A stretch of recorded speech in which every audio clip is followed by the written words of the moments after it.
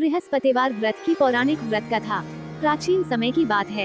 एक नगर में एक बड़ा व्यापारी रहता था। वह जहाजों में माल लदवाकर दूसरे देशों में भेजा करता था। वह जिस प्रकार अधिक धन कमाता था उसी प्रकार जी खोलकर दान भी करता था, परंतु उसकी पत्नी अत्यंत कंजूस थी। वह किसी को एक दमड़ी भी नहीं देने देती थी। एक बार सेठ जब दूसरे देश व्यापार करने गया तो पीछे से बृहस्पतिदेव ने साधु वेश में उसकी पत्नी से भिक्षा मांगी। व्यापारी की पत्नी बृहस्पतिदेव से बोली, हे साधु महाराज, मैं इस दान और पुण्य से तंग आ गई हूँ। आप कोई ऐसा उपाय बताएं जिससे मेरा सारा धन नष्ट हो जाए और मैं आराम से रह सकूं। मैं ये धन लुटता हुआ नहीं देख सकती। बृहस्पतिदेव ने कहा, हे देवी, तुम बड़ी विचित्र हो। संतान और धन से कोई दुखी होता है। अगर अधिक धन है तो इसे शुभ कार्यों में लगाओ, कुंवारी कन्याओं का विवाह कराओ, विद्यालय और बाग बगीचों का निर्माण कराओ। ऐसे पुण्य कार्य करने से तुम्हारा लोक परलोक सार्थक हो सकता है। परंतु साधु की इन बातों से व्यापारी की पत्नी को खुशी नहीं हुई। उसने कहा, मुझे ऐसे धन की आवश्यकता नहीं है जिसे मैं दान दूं। तब बृहस्पतिदेव बोले, यदि तुम्हारी ऐसी इच्छा है तो तुम एक उपाय करना। 7 बृहस्पतिवार घर को गोबर से लीपना, अपने केशों को पीली मिट्टी से धोना, केशों को धोते समय स्नान करना, व्यापारी से हजामत बनाने को कहना, भोजन में मांस मदिरा खाना, कपड़े अपने घर धोना। ऐसा करने से तुम्हारा सारा धन नष्ट हो जाएगा। इतना कहकर बृहस्पतिदेव अंतर ध्यान हो गए। व्यापारी की पत्नी ने बृहस्पति देव के कहे अनुसार 7 बृहस्पतिवार वैसा ही करने का निश्चय किया। केवल 3 बृहस्पतिवार बीते थे कि उसी समस्त धन संपत्ति नष्ट हो गई और वह परलोक सिधार गई। जब व्यापारी वापस आया तो उसने देखा कि उसका सब कुछ नष्ट हो चुका है। उस व्यापारी ने अपनी पुत्री को सांत्वना दी और दूसरे नगर में जाकर बस गया। वहाँ वह जंगल से लकड़ी काटकर लाता और शहर में बेचता। इस तरह वह अपना जीवन व्यतीत करने लगा। एक दिन उसकी पुत्री ने दही खाने की इच्छा प्रकट की, लेकिन व्यापारी के पास दही खरीदने के पैसे नहीं थे। वह अपनी पुत्री को आश्वासन देकर जंगल में लकड़ी काटने चला गया। वहाँ एक वृक्ष के नीचे बैठ अपनी पूर्व दशा पर विचार कर रोने लगा। उस दिन बृहस्पतिवार था। तभी वहाँ बृहस्पति देव साधु के रूप में सेठ के पास आए और बोले, हे मनुष्य, तू इस जंगल में किस चिंता में बैठा है? तब व्यापारी बोला, हे महाराज, आप सब कुछ जानते हैं। इतना कहकर व्यापारी अपनी कहानी सुनाकर रो पड़ा। बृहस्पति देव बोले, देखो बेटा, तुम्हारी पत्नी ने बृहस्पति देव का अपमान किया था, इसी कारण तुम्हारा ये हाल हुआ है। लेकिन अब तुम किसी प्रकार की चिंता मत करो। तुम गुरुवार के दिन बृहस्पति देव का पाठ करो। 2 पैसे के चने और गुड़ को लेकर जल के लोटे में शक्कर डालकर वह अमृत और प्रसाद अपने परिवार के सदस्यों और कथा सुनने वालों में बांट दो। स्वयं भी प्रसाद और चरणामृत लो। भगवान तुम्हारा अवश्य कल्याण करेंगे। साधु की बात सुनकर व्यापारी बोला, महाराज, मुझे तो इतना भी नहीं बचता कि मैं अपनी पुत्री को दही लाकर दे सकूं। इस पर साधु जी बोले, तुम लकड़ियां शहर में बेचने जाना, तुम्हें लकड़ियों के दाम पहले से चौगुने मिलेंगे, जिससे तुम्हारे सारे कार्य सिद्ध हो जाएंगे। उसने लकड़ियां काटी और शहर में बेचने के लिए चल पड़ा। उसकी लकड़ियां अच्छे दाम में बिक गई, जिससे उसने अपनी पुत्री के लिए दही लिया और गुरुवार की कथा हेतु चना गुड़ लेकर कथा की और प्रसाद बांटकर स्वयं भी खाया। उसी दिन से उसकी सभी कठिनाइयां दूर होने लगी। परंतु अगले बृहस्पतिवार को वो कथा करना भूल गया।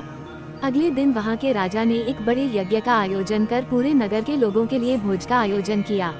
राजा की आज्ञा अनुसार पूरा नगर राजा के महल में भोज करने गया। लेकिन व्यापारी व उसकी पुत्री तनिक विलम्ब से पहुँचे, अतः उन दोनों को राजा ने महल में ले जाकर भोजन कराया। जब वे दोनों लौटकर आए तब रानी ने देखा कि उसका खूंटी पर टंगा हार गायब है। रानी को व्यापारी और उसकी पुत्री पर संदेह हुआ कि उसका हार उन दोनों ने ही चुराया है। राजा की आज्ञा से उन दोनों को कारावास की कोठरी में कैद कर दिया गया। कैद में पड़कर दोनों अत्यंत दुखी हुए। वहाँ उन्होंने बृहस्पति देवता का स्मरण किया। बृहस्पति देव ने प्रकट होकर व्यापारी को उसकी भूल का आभास कराया और उन्हें सलाह दी कि गुरुवार के दिन कैदखाने के दरवाजे पर तुम्हें 2 पैसे मिलेंगे, उनसे तुम चने और मुनक्का मंगवाकर विधिपूर्वक बृहस्पति देवता का पूजन करना। तुम्हारे सब दुख दूर हो जाएंगे। बृहस्पतिवार को कैदखाने के द्वार पर उन्हें 2 पैसे मिले। बाहर सड़क पर एक स्त्री जा रही थी। व्यापारी ने उसे बुलाकर गुड़ और चने लाने को कहा।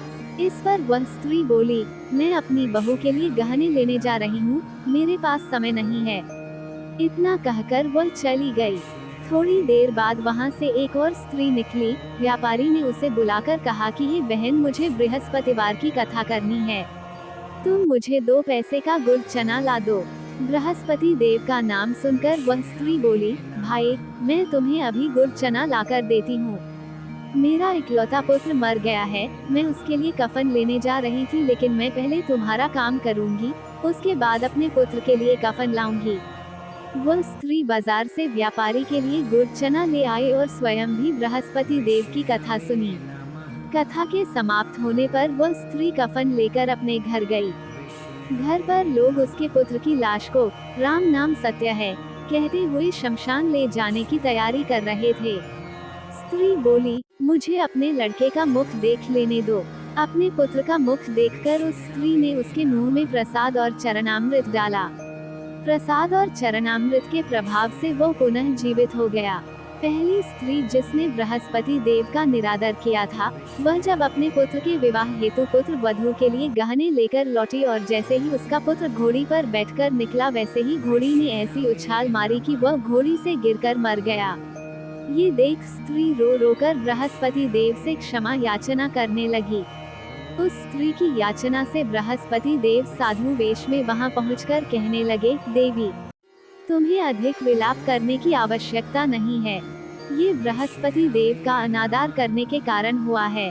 तुम वापस जाकर मेरे भक्त से क्षमा मांगकर कथा सुनो, तभी तुम्हारी मनोकामना पूर्ण होगी। जेल में जाकर उस स्त्री ने व्यापारी से माफी मांगी और कथा सुनी। कथा के उपरांत वह प्रसाद और चरणामृत लेकर अपने घर वापस गई। घर आकर उसने चरणामृत अपने मृत पुत्र के मुख में डाला। चरणामृत के प्रभाव से उसका पुत्र भी जीवित हो उठा। उसी रात बृहस्पति देव राजा के सपने में आए और बोले, हे राजन, तूने जिस व्यापारी और उसके पुत्री को जेल में कैद कर रखा है, वो बिल्कुल निर्दोष हैं। तुम्हारी रानी का हार वहीं खूंटी पर टंगा है। दिन निकला तो राजा रानी ने हार खूंटी पर लटका हुआ देखा। राजा ने उस व्यापारी और उसकी पुत्री को रिहा कर दिया और उन्हें आधा राज्य देकर उसकी पुत्री का विवाह उच्च कुल में करवाकर दहेज में हीरे जवाहरात दिए।